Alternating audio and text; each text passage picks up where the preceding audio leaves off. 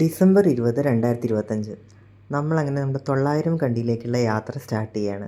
അപ്പോൾ ഞാനും എൻ്റെ 2 ഫ്രണ്ട്സും കൂടിയുള്ള യാത്രയിൽ ഞാൻ എൻ്റെ യാത്ര സ്റ്റാർട്ട് ചെയ്യുന്നത് ഒറ്റപ്പാലം റെയിൽവേ സ്റ്റേഷനിൽ നിന്നാണ്.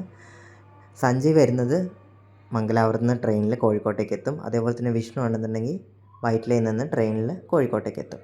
അപ്പോൾ ഞാനങ്ങനെ ഒരു ട്രെയിനൊക്കെ എടുത്ത് കോഴിക്കോട് എത്തി അവരെ മീറ്റപ്പ് ചെയ്തു. അവിടെ നിന്ന് നമ്മൾ KSRTC ബസ്സിലാണ് പോയത്.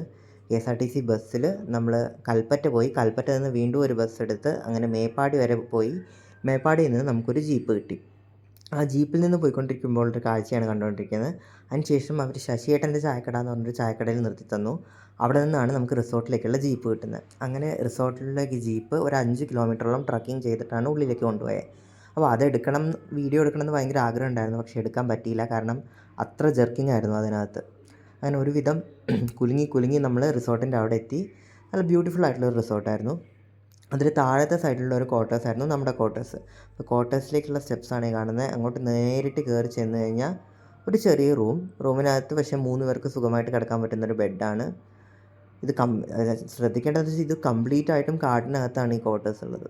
അപ്പോൾ അതിനകത്ത് തന്നെ അറ്റാച്ച്ഡ് ആയിട്ടുള്ള ഒരു ബാത്റൂമുണ്ട്. ബാത്റൂമിലും എല്ലാ സൗകര്യങ്ങളും എല്ലാം ഉണ്ടായിരുന്നു.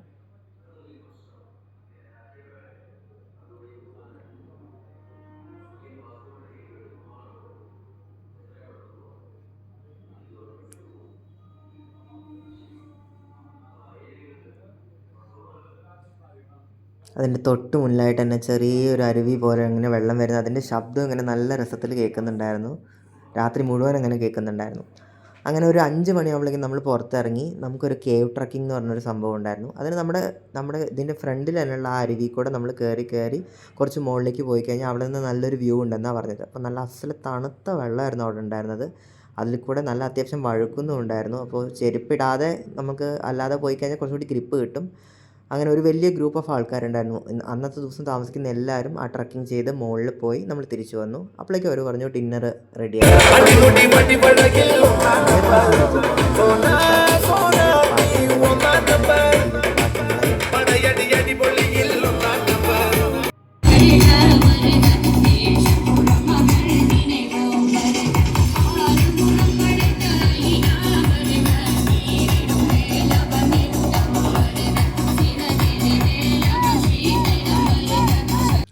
അങ്ങനെ DJ കഴിഞ്ഞ് കിടന്നുറങ്ങിയതിന് ശേഷം പിറ്റേ ദിവസം രാവിലെ നമ്മൾ ആദ്യം തന്നെ പോകുന്നത് ഗ്ലാസ് ബ്രിഡ്ജ് കാണാനാണ്.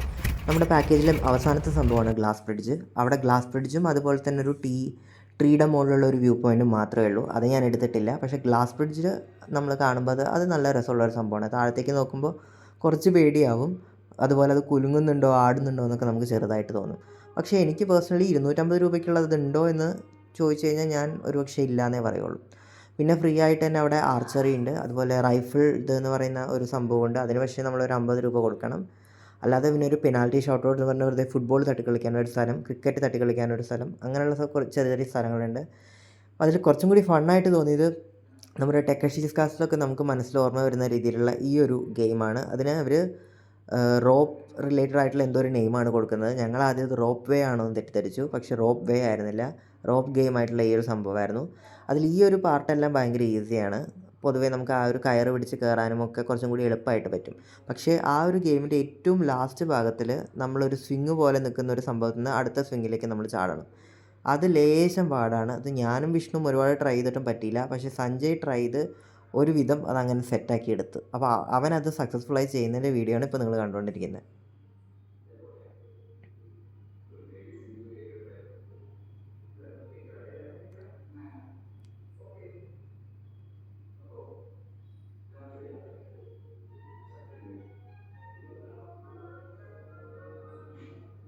കണ്ടില്ലേ, ഒരു കാലിൽ നിന്ന് മറ്റൊരു കാല് പിന്നെ അടുത്തയിലേക്ക് വെച്ച് അങ്ങനെ ചാടി കിടന്നാൽ മാത്രമേ ഇത് സക്സസ്സായി ചെയ്യാൻ പറ്റുള്ളൂ.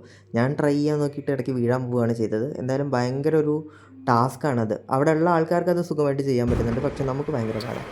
പിന്നീട് തിരിച്ച് കൽപ്പറ്റ വന്ന് അവിടെ നിന്ന് ഞങ്ങൾ നാടുകാണിച്ചുരം വഴിയാണ് ഞാനും വിഷ്ണുവും തിരിച്ചിറങ്ങിയത്. നാടുകാണിച്ചുരം വഴി പോകുമ്പോഴുള്ള കാഴ്ചയാണ് ഇത് കണ്ടുകൊണ്ടിരിക്കുന്നത്. അതങ്ങനെ നിലമ്പൂർ, ഷൊർണൂർ, പെരിന്തൽമണ്ണ, ഷൊർണൂർ വഴി അങ്ങനെയാണ് ആ വണ്ടി തൃശ്ശൂരിലേക്ക് പോയിട്ടുണ്ടായിരുന്നത്. അതോടുകൂടി ഞങ്ങൾ 900 കണ്ടി യാത്ര ഇവിടെ അവസാനിച്ചു.